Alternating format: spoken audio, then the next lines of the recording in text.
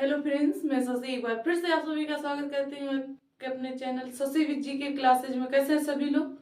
उम्मीद करती हूँ सभी लोग बहुत अच्छे होंगे और अपनी तैयारी को बहुत बहुत बहुत अच्छे तरीके से कर रहे होंगे।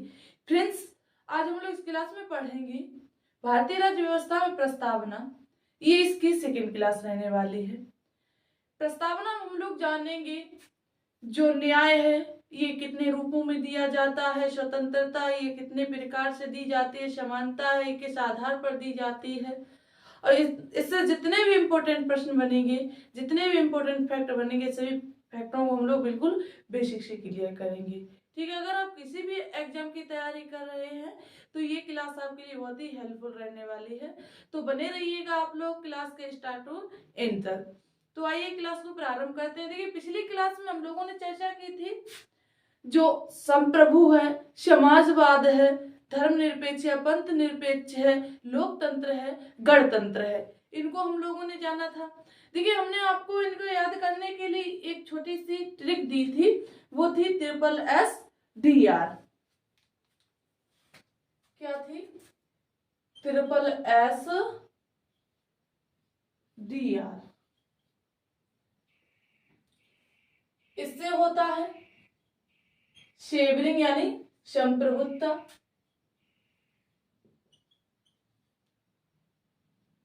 इस यश से होता है सोशलिस्ट, सोशलिस्ट यानी समाजवाद, और इस यश से होता है सेकुलर, सेकुलर यानी धर्मनिरपेक्ष या पंथ निरपेक्ष, और इस डी से होता है डेमोक्रेसी यानी लोकतंत्र, डेमोक्रेसी,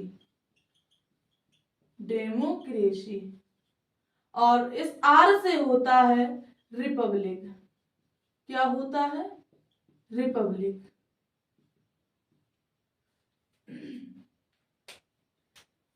इस सेवरिंग का अर्थ हमने आप लोगों को क्या बताया था? संप्रभुत्व यानी संप्रभुत्ता, संप्रभु, और सोशलिस्ट का अर्थ बताया था, मीनिंग बताया था हमने आपको समाजवाद, समाजवाद, और सेकुलर का मीनिंग बताया था हमने आपको धर्मनिरपेक्ष या पंथ निरपेक्ष। हम लोगों ने इनके अलग अलग फैक्ट भी जान लिए थे कि धर्मनिरपेक्ष क्या होता है और पंथ निरपेक्ष क्या होता है, महात्मा गांधी ने इसको किसकी संज्ञा दी है। और डी का डेमोक्रेसी का अर्थ है लोकतंत्र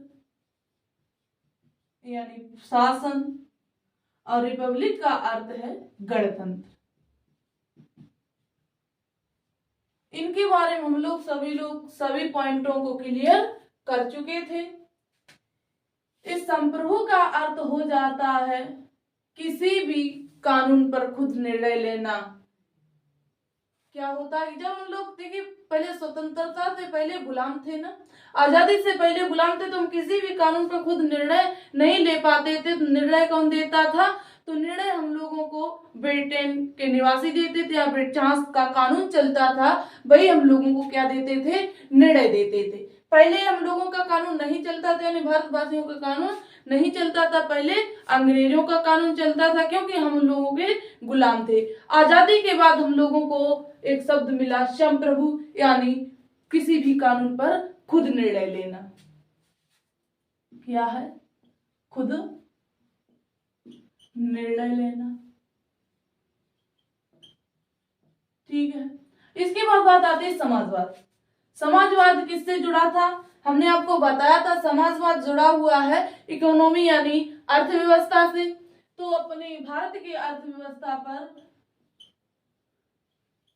भारत की अर्थव्यवस्था पर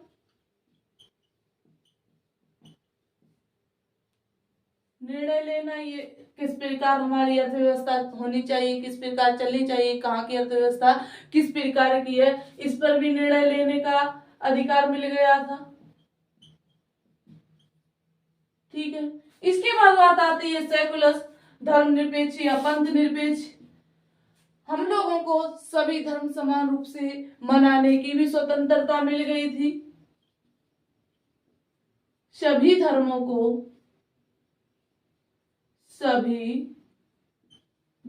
को समान रूप से, सभी धर्मों को समान रूप से मनाने की स्वतंत्रता, मनाने की स्वतंत्रता। ठीक है। लोकतंत्र क्या होता है? लोकतंत्र है भारत का शासन, यानी किस प्रकार का हमारा शासन चलना चाहिए, कौन से नियम कानून लागू करने चाहिए, कौन से नहीं करने चाहिए। तो इसका अर्थ है शासन पर निर्णय लेना, शासन पर निर्णय लेना। और गणतंत्र का अर्थ हो जाता है राष्ट्र का अध्यक्ष, यानी हमारे जो राष्ट्र का अध्यक्ष होगा किस प्रकार का होना चाहिए और किस प्रकार का नहीं होना चाहिए। ठीक है। तो गणतंत्र का अर्थ क्या हो जाता है? राष्ट्र का अध्यक्ष। तो आप लोग बताएंगे जो हमारे राष्ट्र का अध्यक्ष है किसे माना जाता है? राष्ट्र का अध्यक्ष। क्लियर हुआ इतना? उम्मीद है आपको ये सारे पॉइंट याद हो गए होंगे। ये देखिए क्रम भी पूछ लिया जाता है कहीं कहीं पर एग्जामों में कि निम्नलिखित प्रस्तावना में जोड़े गए शब्दों का सही क्रम लगाइए। तो इस ट्रिक से आपको अच्छे से और आसानी से याद हो जाएगा। एक एस का मतलब होता है संप्रभु, एक एस का अर्थ होता है समाजवाद, एक एस का अर्थ होता है सेकुलर यानी धर्मनिरपेक्ष या पंथ निरपेक्ष, और डी का मतलब होता है डेमोक्रेसी यानी लोकतंत्र, और आर का मतलब होता है रिपब्लिक या गणतंत्र। ठीक है। अब देखिए इतनी चीजें हम लोगों को मिल गई थी, भारतवासियों को इतनी चीजें मिल गई थी, लेकिन क्या नहीं मिला था? न्याय, यानी न्याय की स्वतंत्रता हम लोगों को नहीं मिली थी। तो अब हम लोगों को क्या मिलेगा? ये चीजें जब हम लोगों को प्राप्त हो गई थी तो हम लोगों को मिला इसके बाद न्याय यानी जस्टिस। सभी लोग नोट करते हुए चले। न्याय। अब देखिए जो न्याय अब लोगों को कितने प्रकारों से दिया गया है। न्याय होता क्या, इसका मीनिंग क्या होता है? तो देखिए जो व्यक्ति जिस योग्य है उसको उसी प्रकार का कार्य देना चाहिए, जो जिस प्रकार की योग्यता रखता है उसे उस प्रकार ही छोड़ देना चाहिए। ठीक है। ये होता है न्याय का अर्थ। दो महिलाएं हैं तो वो किसी सरकारी जॉब में फॉर्म डालती हैं, तो देखिए दोनों समान योग्यताएं रखती हैं। तो ऐसा तो नहीं कर सकते हैं कि एक को ऊंचे पद पर बैठा दिया जाएगा और एक को उससे नीचे वाले पद पे, तो ऐसा नहीं है। तो उन लोगों को क्या करना होगा? समान पद देना होगा।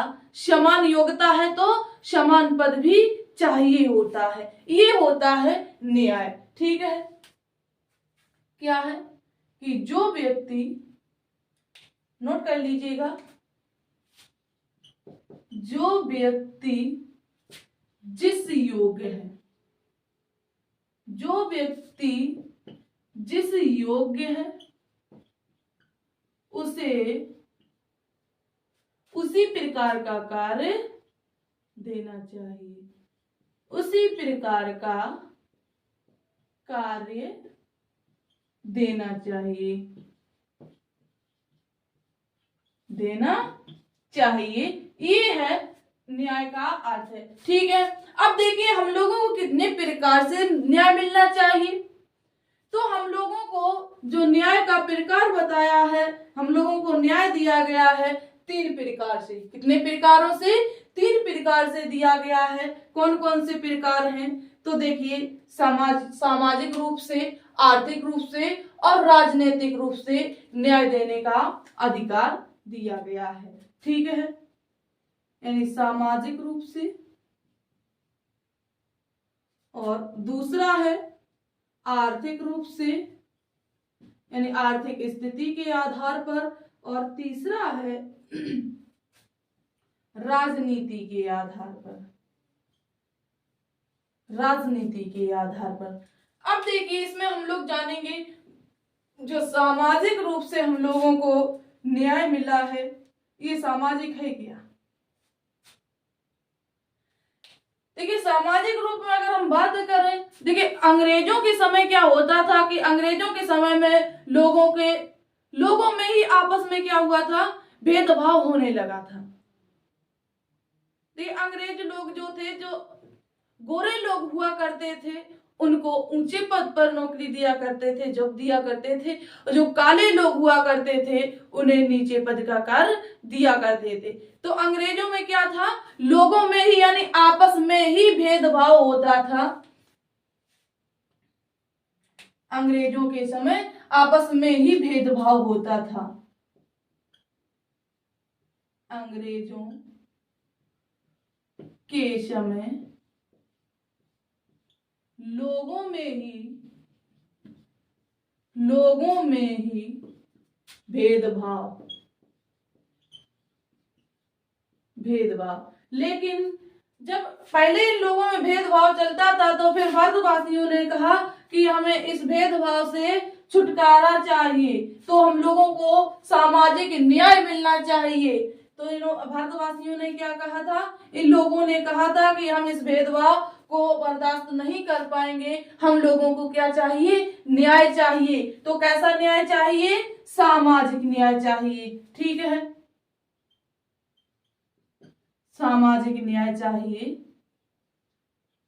भारत निवासियों ने क्या कहा था, भारत निवासियों ने कहा था कि हमें सामाजिक रूप से न्याय मिलना चाहिए, सामाजिक रूप से न्याय मिलना चाहिए, सामाजिक रूप से न्याय मिलना चाहिए।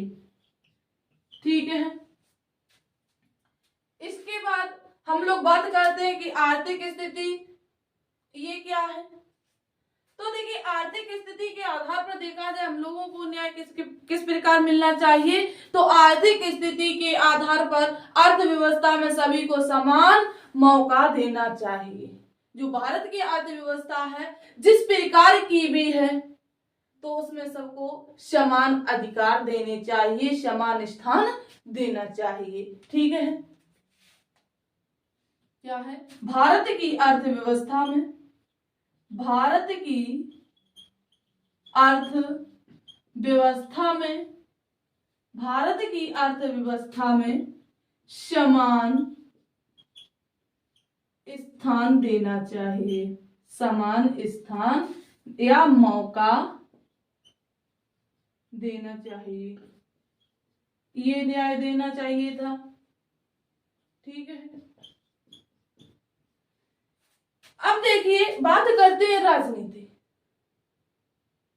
देखिए जो इसके बाद जो हम लोगों ने पढ़ा कि आर्थिक न्याय, आर्थिक न्याय किस प्रकार का होना चाहिए, जो भारत की अर्थव्यवस्था उसमें समान मौका देना चाहिए या स्थान देना चाहिए, चाहे वो सरकारी नौकरी क्यों ना हो। क्या है, सरकारी नौकरी में भी बराबर की भागीदारी देनी चाहिए, सरकारी नौकरी में भी, सरकारी नौकरी में भी, या कोई व्यवसाय है, व्यवसाय में भी समान भागीदारी देनी चाहिए, या कोई रोजगार है, रोजगार में भी क्या देना चाहिए, समान अवसर देने चाहिए, समान स्थान देना चाहिए। ठीक है, समान स्थान देना चाहिए, तब हम लोगों को किस प्रकार का न्याय मिल पाएगा, तब हम लोगों को आर्थिक न्याय मिल पाएगा। ठीक है, इतना क्लियर हुआ। अब हम लोग बात करते हैं राजनीति न्याय। राजनीति न्याय हम लोगों को किस प्रकार मिल पाएगा। देखिए जिस प्रकार सरकार आप लोगों पर वोट डलवाते हैं ना, या हम लोग जो वोट कर डालते हैं, तो जितना वैल्यू हमारे वोट की है तो उतनी वैल्यू किसके वोट की होनी चाहिए, अंबानी के वोट की होनी चाहिए। या कोई भी व्यक्ति है तो सभी लोगों को एक जैसा रखना चाहिए, समान रूप से देखना चाहिए। ठीक है, इतना क्लियर हुआ। तो क्या है, राजनीति में आ जाएगा कि जितने भी समाज के लोग हैं उनको ना अर्थव्यवस्था के आधार पर देखना चाहिए कि इसकी अर्थव्यवस्था अच्छी, इसकी आर्थिक स्थिति अच्छी है तो इसे ऊंचे स्थान दिया जाए, और जिसकी आर्थिक स्थिति थोड़ी खराब है, थोड़ी गिरी हुई है, तो उसको नीचा स्थान देना चाहिए। तो ऐसा भी नहीं हो सकता था किसके आधार पर, राजनीति के आधार पर। तो राजनीति के आधार पर समाज में सब लोगों को समान अवसर या समान नजर से देखना चाहिए। ठीक है, समान रूप से कहें तो सम्मान मिलना चाहिए। ठीक है, समान रूप से सम्मान मिलना चाहिए, समान रूप से सम्मान मिलना चाहिए, समान रूप से सम्मान मिलना चाहिए। तो अब आप लोगों ने जान लिया कि हम लोगों को न्याय कितने प्रकार से और किस प्रकार से दिया जाना चाहिए, सामाजिक रूप से, आर्थिक रूप से और राजनीतिक रूप से। ठीक है, अब देखिए यहाँ पर प्रश्न किस प्रकार से बनता है। जो क्वेश्चन आप लोगों से पूछा जाता है तो पूछा जाता है कि न्याय को निम्नलिखित कितने प्रकारों में बांटा गया है।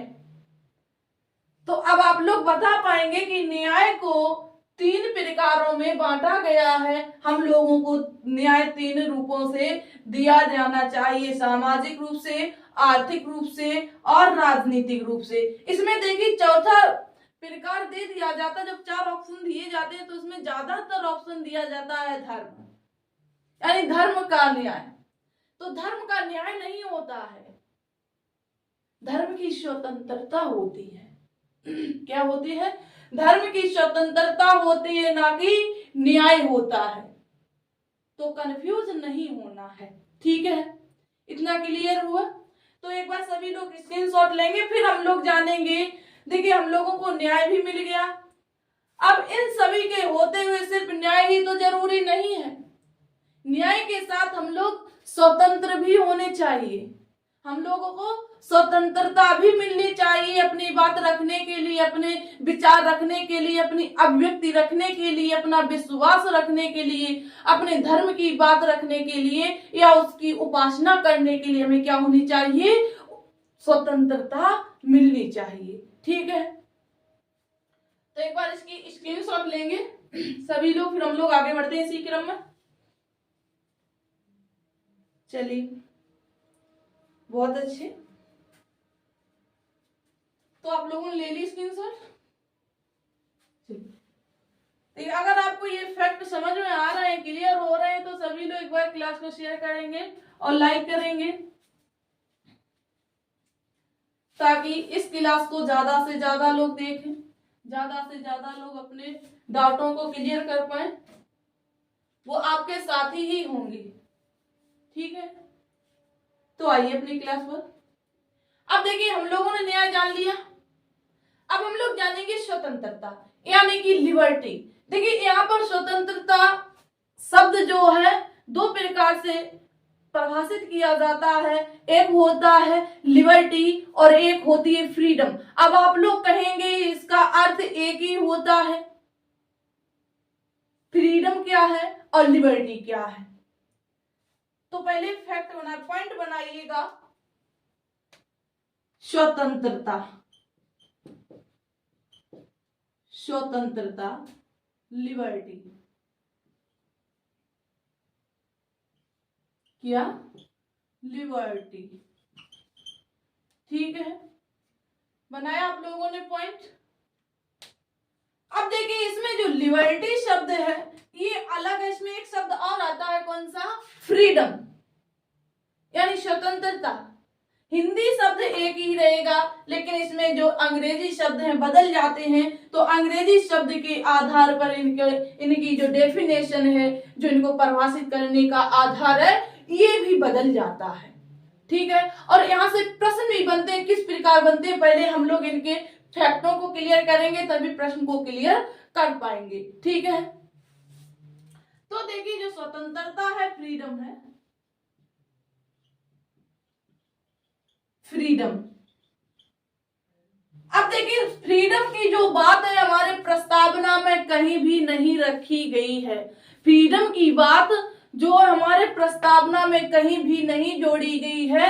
तो हमारे प्रस्तावना में बात किसकी की गई है? लिबर्टी की। किस प्रकार की स्वतंत्रता? लिबर्टी की। लिबर्टी जो है इसको परिभाषित किया गया है हमारी प्रस्तावना में। जो हमारी प्रिम्बल है किसकी बात की गई उसमें? लिबर्टी की। और किसकी बात नहीं की गई है? फ्रीडम की बात नहीं की गई है। तो इसका जो वर्णन है, फ्रीडम का जो वर्णन है कहाँ मिलता है? ये मिलता है संविधान के अनुच्छेद 19 के अंतर्गत। कहाँ मिलता है इसका वर्णन? कहाँ किया गया है? इसका वर्णन अनुच्छेद 19 में किया गया है। तो इसका वर्णन कहाँ नहीं किया गया है? भारत की प्रस्तावना में, भारतीय संविधान की जो प्रस्तावना जोड़ी गई है उसमें इसका वर्णन नहीं मिलता है। ठीक है, तो नोट कर लीजिएगा, प्रस्तावना में इसका वर्णन नहीं मिलता है, नहीं मिलता है। कहाँ नहीं इसका वर्णन मिलता है? तो भारत की प्रस्तावना, जो संविधान की प्रस्तावना, इसमें फ्रीडम का नाम नहीं मिलता है। फ्रीडम को नहीं शामिल किया गया है। शामिल किसको किया गया है? लिबर्टी को किया गया है। ठीक है, इतना क्लियर हुआ। अब देखिए यहाँ पर जो हम लोग जानेंगे लिबर्टी, हम लोगों को स्वतंत्रता कितने आधारों पर दी गई, कितने प्रकारों से दी गई और कितने प्रकारों से हम लोगों को मिलनी चाहिए। ठीक है, क्या है? लिबर्टी।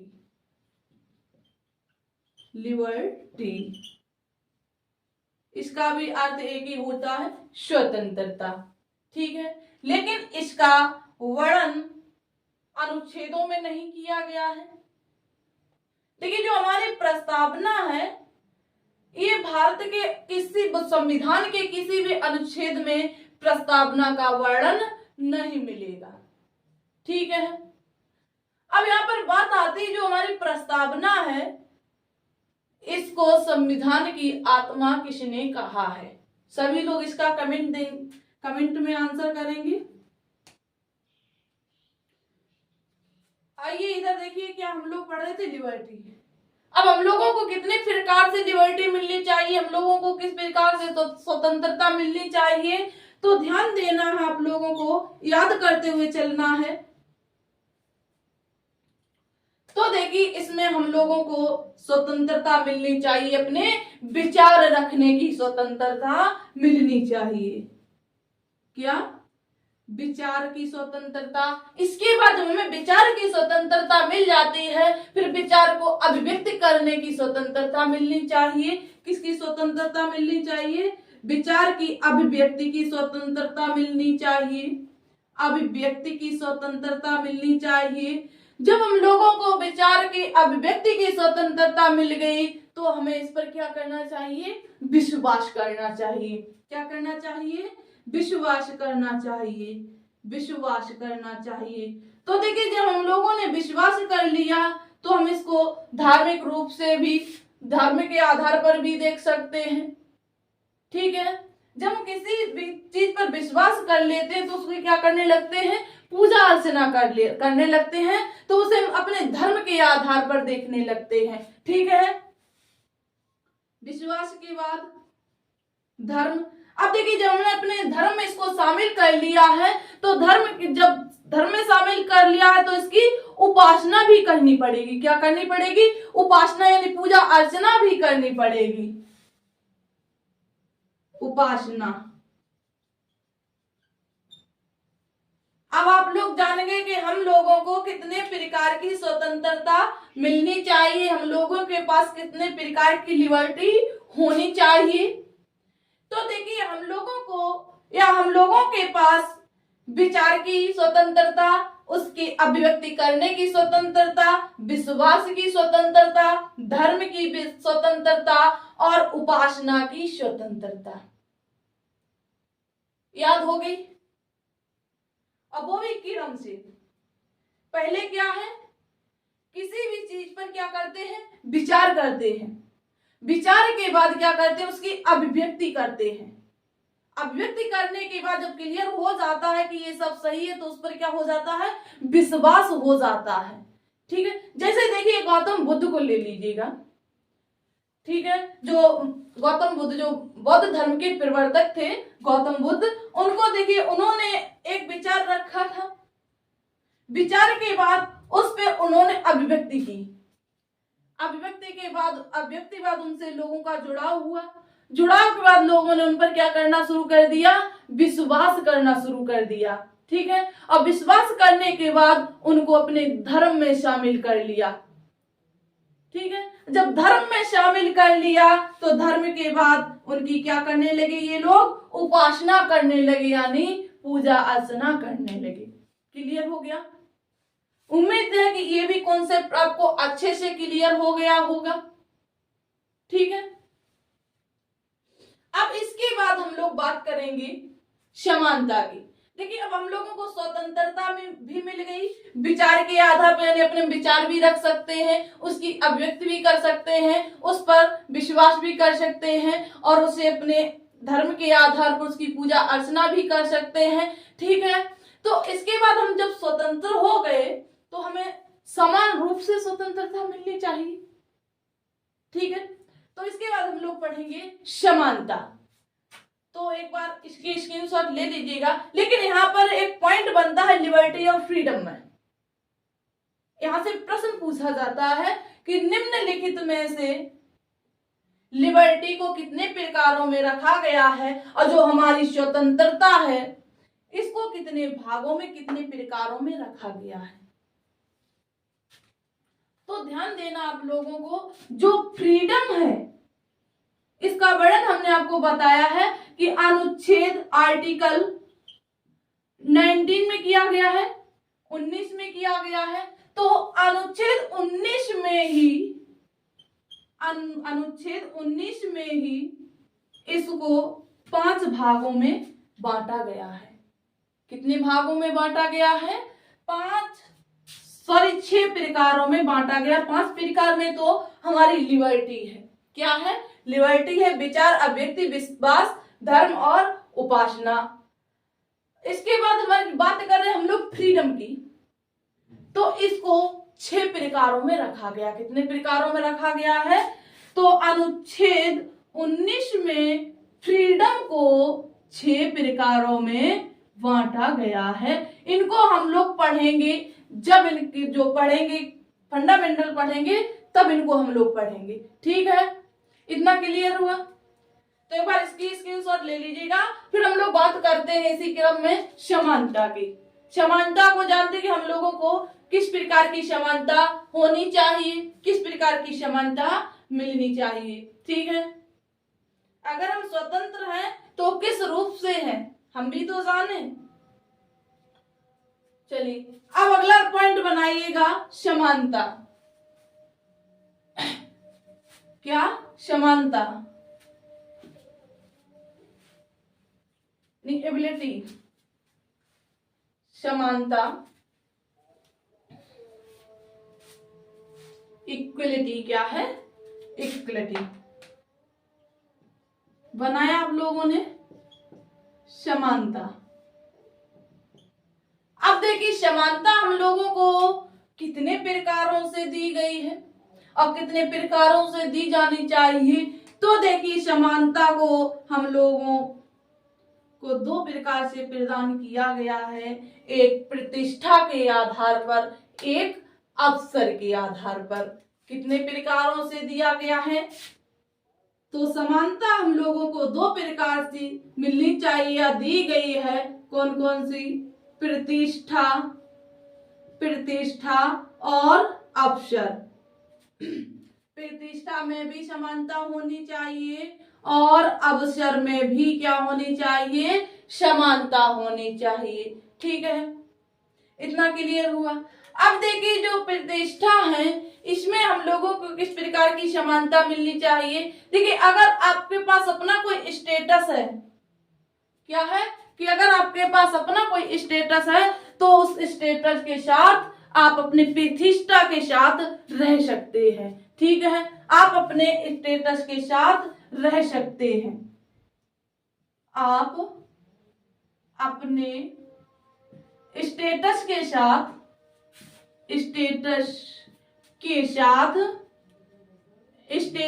साथ रह सकते हैं। आप अपने स्टेटस के साथ रह सकते हैं, अपनी प्रतिष्ठा के साथ रह सकते हैं। ठीक है, इसके बाद हम बात करते हैं अवसर की। अवसर क्या है? तो देखिए भारत देश के जितने भी लोग हैं, इन लोगों को देखिए सरकारी नौकरी में समान अवसर मिलना चाहिए। क्या है? सरकारी नौकरी में कि देश के नागरिकों को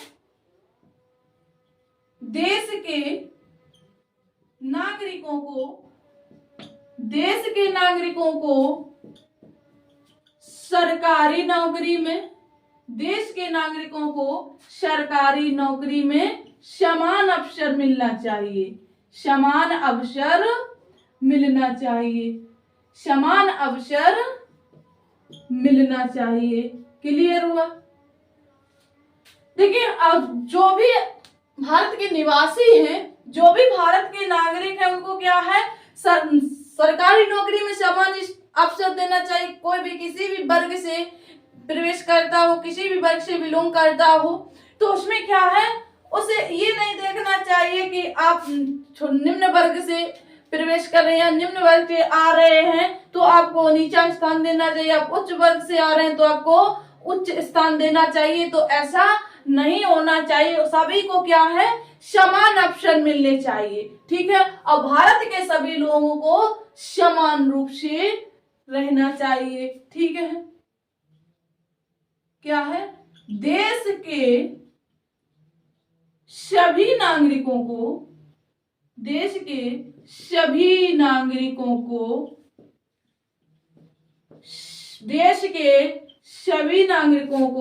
समान रूप से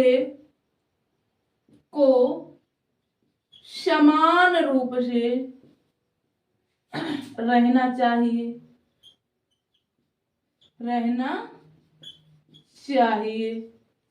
क्लियर हो गया? प्रतिष्ठा और अवसर। चलिए, बहुत से। तो आप लोग इसी प्रकार बने रहिएगा हमारे साथ। फिर हम लोग बात करते हैं इसके बाद। देखिए, इसमें एक और शब्द जोड़ा गया समानता के बाद, बंधुत्व। कौन सा शब्द जोड़ा गया? बंधुत्व। तो इसकी स्क्रीनशॉट ले ली। चलिए, बहुत अच्छी। अब हम लोग जानेंगे बंधुत्व। बंधुत्व क्या है और ये किस देश से लिया गया, ये शब्द किस देश के संविधान से लिया गया और कब लिया गया। तो इसमें एक शब्द जोड़ा गया, कौन सा? बंधुत्व।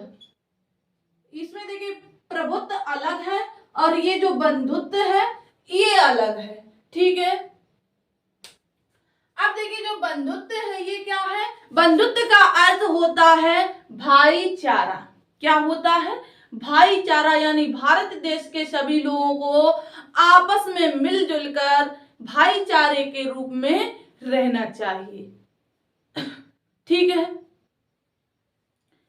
तो इसका अर्थ क्या हो जाएगा बंधुत्व का? तो बंधुत्व का अर्थ होगा भाईचारा। भाईचारा क्या होगा इसका अर्थ? बंधुत्व का अर्थ क्या हो जाएगा? तो बंधुत्व का अर्थ हो जाएगा भाईचारा। ठीक है, यानी कि देश के नागरिकों को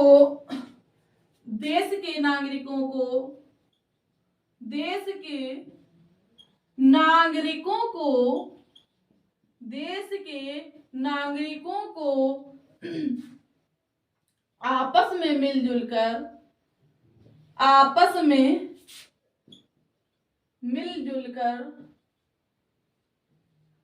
रहना चाहिए। मिलजुल कर यानी भाईचारे के रूप में रहना चाहिए। ठीक है, इसके बाद इसमें दो शब्द और जोड़े गए। बंधुत्व में ही दो शब्द और जोड़े गए। एक है अखंडता और एक है एकता यानी यूनिटी। ठीक है, कौन कौन से शब्द जोड़े गए इसमें? कौन कौन से शब्द जोड़े गए? एक जोड़ा गया अखंडता, अखंडता, और एक जोड़ा गया इसमें एकता, यूनिटी। सिलो क्या दिया गया इसमें? बंधुत्व में दो शब्द कौन कौन से जोड़े गए? अखंडता और एकता। ठीक है, क्लियर हुआ कौन कौन से शब्द जोड़े गए इसमें? इसमें एक जोड़ा गया अखंडता, बात करते हैं एकता की। ठीक है, यानी अखंडता इंटीग्रिटी और एकता यूनिटी। ठीक है, देख अखंडता को हम लोग अपने भाव के आधार पर रखते हैं, मनोभाव के आधार पर परिभाषित करते हैं। किसके आधार पर? मनोभाव के आधार पर, मनोभाव के आधार पर, मनोभाव के आधार पर। और जो एकता है इसको भौगोलिक स्थिति के आधार पर रखते हैं। किसके आधार पर? भौगोलिक स्थिति के आधार पर। ठीक है, भौगोलिक स्थिति के आधार पर, भौगोलिक स्थिति के आधार पर, भौगोलिक स्थिति के आधार पर परिभाषित करते हैं। ठीक है, अब देखिए इसमें एक प्रश्न बनता है, आप लोगों से पूछा जाता है अधिकतर, जो स्वतंत्रता है, समानता है और प्रभुत्व है, ये शब्द किस देश से या किस देश के संविधान से लिए गए हैं? कौन कौन से? देखिए स्वतंत्रता, स्वतंत्रता और समानता, स्वतंत्रता, समानता और बंधुत्व, बंधुत्व, ये जो तीनों शब्द हैं किस देश के संविधान से लिए गए हैं? तो आपको आंसर करना होगा फ्रांस के संविधान से। देखिए ये कब जोड़े गए थे? फ्रांस के संविधान से लिए गए हैं, फ्रांस के संविधान से लिए गए हैं। देखिए ये शब्द फ्रांस के संविधान में निकल कर अब कब आए थे? देखिए जब फ्रांस में क्या हुई थी? फ्रांस की क्रांति हुई थी। अब वो क्रांति हुई कब थी? 1789 में फ्रांस की क्रांति हुई थी। उस समय वहां का मुखिया कौन था? लुई 16वां। लुई 16वें के समय फ्रांस की क्रांति हुई थी। उसी समय ये शब्द निकल कर आए थे, स्वतंत्रता, समानता, बंधुत्व देखने को मिले थे और यही हमारे प्रस्तावना में शामिल कर लिए गए। ठीक है, इसमें एक प्रश्न और बनता है, जो न्याय है, जस्टिस है, जो जस्टिस में तीन शब्द हैं, जो हमको न्याय मिलता है तीन प्रकार से मिलता है, सामाजिक रूप से, आर्थिक रूप से और राजनीतिक रूप से। ये तीनों शब्द किस देश से लिए गए, किस देश के संविधान से लिए गए हैं? प्रश्न है आप लोगों से कि न्याय में जो तीन शब्द जोड़े गए हैं, तीन प्रकार की न्याय की अवधारणा क्या है? न्याय में तीन प्रकार की, न्याय में तीन प्रकार की न्याय अवधारणा, न्याय अवधारणा किस देश के संविधान से ली गई है? किस देश के संविधान से, किस देश के संविधान से ली गई है? किस देश के संविधान से ली गई है? ठीक है, इसका आंसर आप लोगों को कमेंट बॉक्स में देना है, सही देना या गलत देना। ठीक है, अगर सही होगा अच्छी बात होगी और नहीं सही होगा तो और अच्छी बात होगी। वो किस लिए? जब हम नेक्स्ट क्लास पढ़ेंगे तो इसमें इसकी चर्चा कर लेंगे। ठीक है। तो आज की क्लास यहीं तक। उम्मीद करती हूँ, आशा करती हूँ कि आपको ये सारे फैक्ट अच्छे से क्लियर हो गए होंगे। तो एक बार सभी साथी जो है क्लास को शेयर और लाइक करेंगे, और जो साथी इस क्लास में पहली बार या हमारे चैनल पर पहली बार आए हैं तो एक बार सभी लोग चैनल को सब्सक्राइब करेंगे और बेल आइकन को प्रेस करेंगे, ताकि कोई भी वीडियो डाली जाए तो उसका नोटिफिकेशन सबसे पहले आपके पास पहुंचे। धन्यवाद।